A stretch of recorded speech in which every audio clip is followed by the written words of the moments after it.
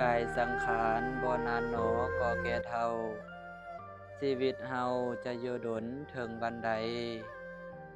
ถึงเวลาต้องพัดพรากจากโลกนี้ไปแต่ความดีที่เฮาได้เฮ็ดไว้จะบ่ตายตามยศและลาภหาไปบ่ได้แน่เว้นเสียแต่ต้นทุนบุญกุศลทรัพย์สมบัติทิ่มไว้ให้ปวงชน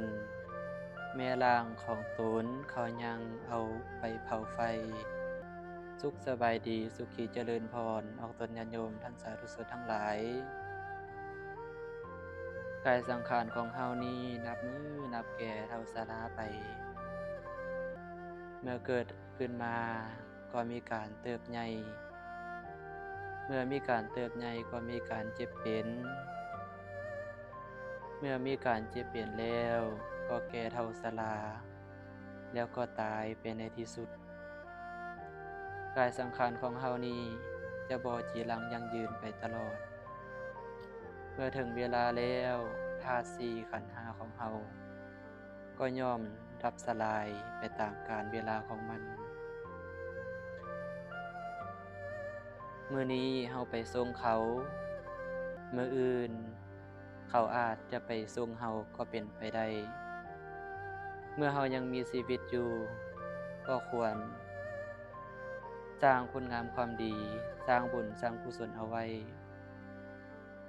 เมื่อเฮาตายไปแล้ว มีแต่บุญกับบาปเท่านั้นแหละที่ติดตามเฮาไป ฉะนั้นเมื่อเฮายังมีชีวิตอยู่ ให้เฮาหีบเฮ็ดหีบท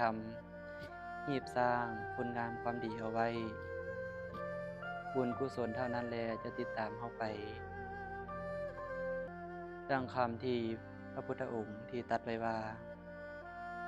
ยังกัมมังกลิสันติกัลยาณังวาปาปกังวาตัสสะทายะทาภวิสันติยักทำกรรมอันใดไว้เป็นบุญหรือเป็นบาป